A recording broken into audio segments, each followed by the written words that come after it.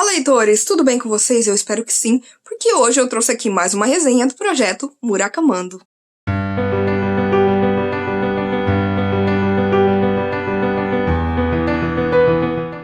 After the Quake foi o livro do mês de outubro do projeto Murakamando, e ele é um livro que ele contém aí 6 contos, tanto que ele é bem fininho, tá vendo? E assim como eu fiz com o livro de contos, né, O Elefante Desaparece, eu vou fazer a mesma coisa aqui. Eu vou falar um pouquinho de cada um pra vocês, e vou dar ali uma sinopse e também falar o que eu achei, qual é o meu veredito. Mas já quero adiantar que eu gostei desse livro, tá, gente? Todos eles se passam aqui após um terremoto que teve no Japão nos anos 80, e todas essas histórias estão basicamente focando em personagens que de alguma forma foram afetados por causa desse terremoto. Então, logo no começo, na primeira história, que é UFO in Kushiro, que seria aí um OVNI em Kushiro, que a gente vai conhecer um moço casado, e a esposa dele, ela fica vidrada na televisão quando acontece esse terremoto. Ela não consegue parar de ver as notícias, até que um belo dia ela desaparece. E por mais que ele tente procurar ela, tentar entender o que aconteceu,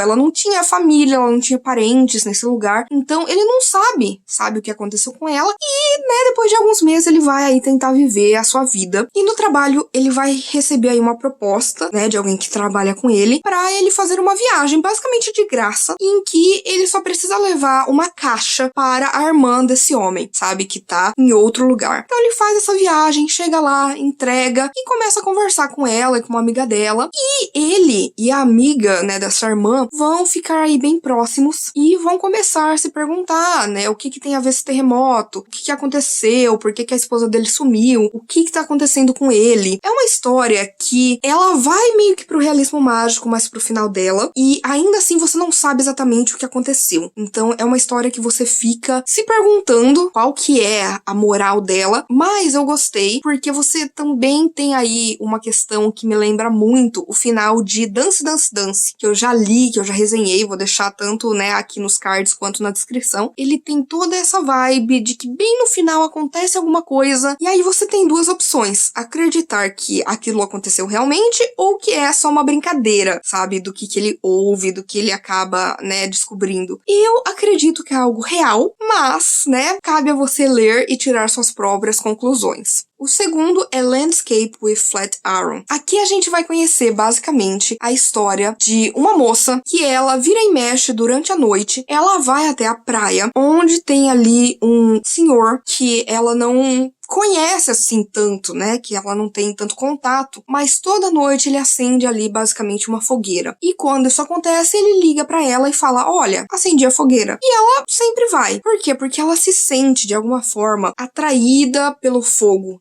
Ela sente que o fogo tá chamando ela. Quando a gente para pra pensar, né, na figura do fogo, o fogo, assim como a água, eles purificam. E é interessante, né, que essa fogueira é sempre feita ali na praia, porque junta, né, fogo e água. E aí a gente vai ter, pela primeira vez, de fato, ela e esse homem conversando a respeito das suas vidas, de como eles se sentem, do que eles passaram. Então vai ter uma conversa mais intimista ali, e a gente vai perceber que essa moça, ela está extremamente depressiva. E a gente vai entender ali, basicamente, por que ela gosta tanto de ir ali e por que ela se sente da maneira como ela se sente. Eu gostei bastante. Mais uma vez, eu acho que Murakami, ele coloca uma história simples, com personagens simples que possuem coisas muito complexas dentro de si, muitos sentimentos e emoções que num determinado momento aquilo extrapola e eles precisam de alguma forma tirar isso de dentro deles. É um conto mais melancólico, mas que eu gosto bastante. Aí nós temos All God's Children Can Dance, que significaria ali, né, que todos os filhos de Deus podem dançar. Porque a gente vai conhecer a história de um rapaz que a mãe dele é muito religiosa, muito, muito, muito. E ela fala pra ele que quando ele nasceu, ela não queria ter esse filho, sabe? Ela pensava em abortar e tudo mais, só que de repente ela acabou sendo ali acolhida por pessoas da igreja e desde então, né, ela serve a Deus. E quando ele pergunta sobre sobre o pai dele, ela sempre responde que o pai dele é Deus. E como ele ouve isso desde criança, ele cresce acreditando nisso. E ele tem uma frustração gigantesca de não só não conhecer o pai dele, como sentir que o pai dele não dá atenção pra ele, que ele vive com muita coisa que ele tem o tempo inteiro, que tá ali sustentando, e que ele sente que o pai dele não faz nada, que o pai dele não o atende, que o pai dele não está ali para ajudá-lo. Até que ele vai chegar aí à conclusão de quem seria aí o pai dele de verdade e vai tentar seguir esse homem para conversar com ele. Só que eu acho que o grande ponto aqui desse conto é esse homem que ele cresce acreditando que é filho de Deus, e você pode ver isso como, né, essa metáfora religiosa indo para uma coisa assim real, né, que ele vai acreditando de fato. E você percebe que ele é, por exemplo, um cara que gosta muito de dançar, e que quando ele dança, ele sente a presença de Deus. E é algo interessante porque o Murakami, ele geralmente não vai para questões espirituais, assim, nas suas histórias, e aqui mesmo a gente não tem um realismo mágico, a gente só tem mesmo esse rapaz percebendo que ele tem que acreditar no que ele quer acreditar, seja a verdade ou a mentira, porque às vezes a ignorância pode ser uma bênção, e isso aparece em vários livros, né? E aqui, né, isso não é diferente. Eu gosto muito dessa história porque eu acho ela muito bem escrita, você consegue sentir as aflições desse personagem, você sente ali como que aquilo tá consumindo ele, essa frustração, esse trauma, essa dor de sentir que ele não tem uma conexão com a mãe dele e nem com o pai dele, e que talvez o divino esteja dentro de nós mesmos. Então, assim, eu adorei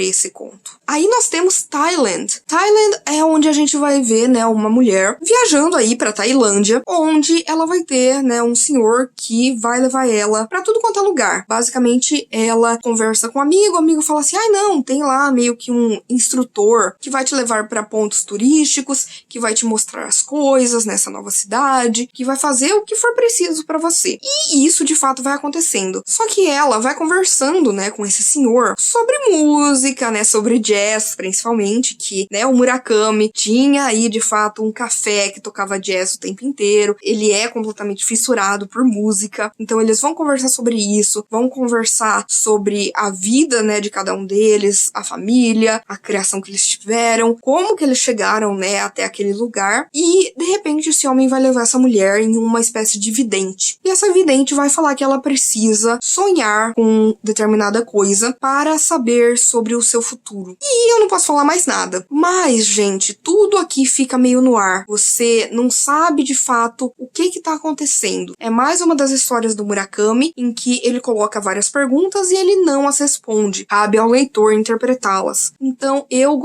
não gostei tanto assim dessa história quanto outras aqui, mas eu achei ela interessante porque entra aqui a questão do elemento do sonho, que é algo que já aparece muito aí nas histórias do Murakami. Ele coloca bastante isso como uma forma de saída, como uma sugestão do que fazer, como o sonho pode de alguma forma estar conectado com a realidade. Então, eu fiquei curiosa pra saber se, sei lá, se algum dia a gente vai ter uma continuação.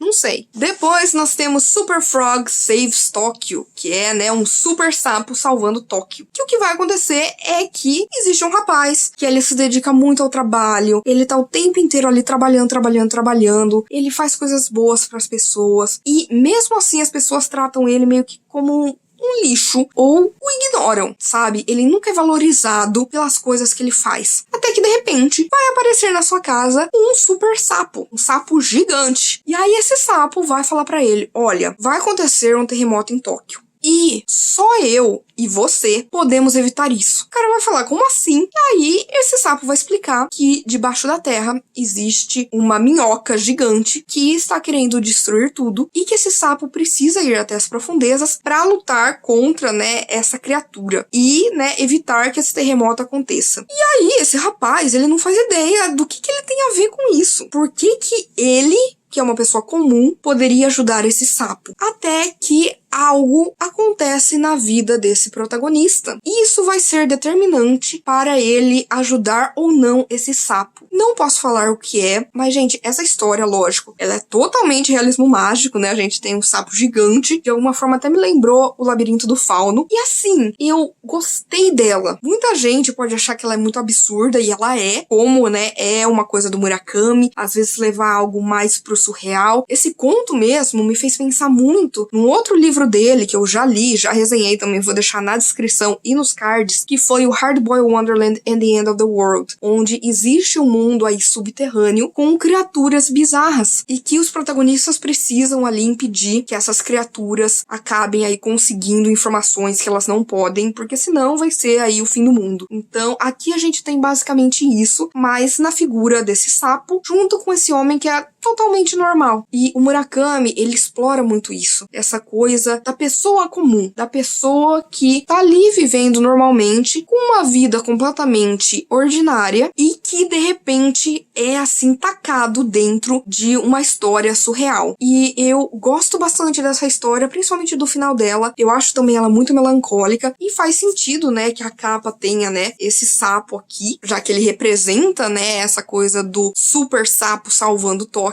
E a gente vai ter uma outra visão, como seria Tóquio se não tivesse existido esse terremoto, que é também algo que o Murakami gosta de brincar aqui e ali com essa perspectiva do e se. Então, gostei bastante dessa história. E a última história é Honey Pie. Honey Pie, gente, eu acho que foi a história assim que eu mais gostei de todas aqui, tá? Porque a gente vai ter um moço que tem um melhor amigo, e o melhor amigo acaba se casando com uma mulher que ele era apaixonado há muitos anos. Só que o amigo e essa mulher, eles se dão super bem, acabam tendo aí uma filhinha, e aí o que acontece é que o marido vai acabar traindo a esposa, eles vão se separar, só que o marido, que é melhor amigo, né, do nosso protagonista, fica o tempo inteiro, olha, por que você não fica com ela? Você sempre gosta dela, fica com ela. Ele não entende muito bem isso, sabe? Ele acha que tipo, ai não, ela sabe que eu gostava dela lá no passado, e sabe, ela escolheu ficar com você, e ela não me queria. Mas esse protagonista, ele sempre foi muito próximo, né, dessa família, exatamente por causa que ele era melhor amigo, né, desse homem e também da esposa dele, desde a época que eles estavam na faculdade. Então, ele continua indo, né, frequentar essa casa depois que o marido se divorcia dela. Então, ele tá sempre lá com ela, com a filhinha, ele conta muitas histórias pra essa garotinha, e ele vai contar história principalmente aqui sobre um urso, tanto que é por isso que é Honey Pie, que seria aí uma torta